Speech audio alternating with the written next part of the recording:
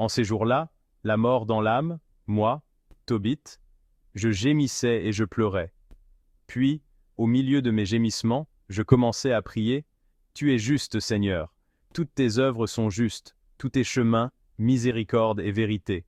C'est toi qui juges le monde. Et maintenant, Seigneur, souviens-toi de moi et regarde. Ne me punis pas pour mes péchés, mes égarements, ni pour ceux de mes pères, qui ont péché devant toi et refusé d'entendre tes commandements.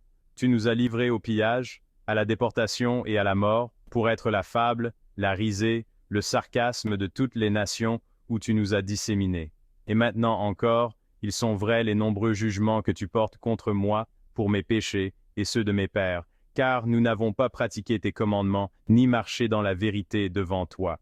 Et maintenant, agis avec moi, comme il te plaira. Ordonne que mon souffle me soit repris, pour que je disparaisse de la face de la terre et devienne, moi-même, terre.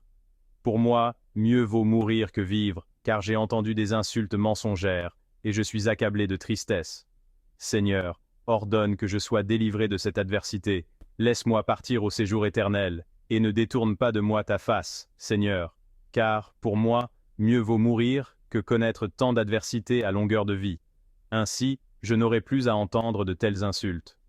Or ce jour-là, Sarah, la fille de Raguël d'Ecbatane en Médie, se fit, elle aussi, insultée par une jeune servante de son père.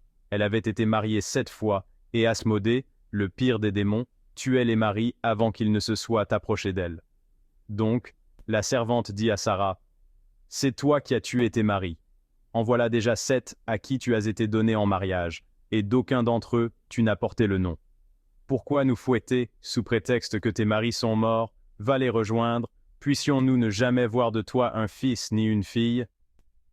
Ce jour-là, Sarah, la mort dans l'âme, se mit à pleurer. Et elle monta dans la chambre haute de la maison de son père avec l'intention de se pendre.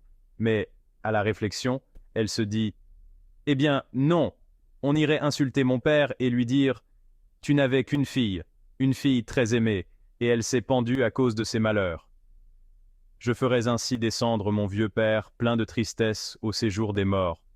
Mieux vaut pour moi ne pas me pendre, mais supplier le Seigneur de me faire mourir, pour que je n'ai plus à entendre de telles insultes à longueur de vie. À l'instant même, elle étendit les mains vers la fenêtre et fit cette prière. Béni sois-tu, Dieu de miséricorde, béni soit ton nom pour les siècles, que toutes tes œuvres te bénissent à jamais.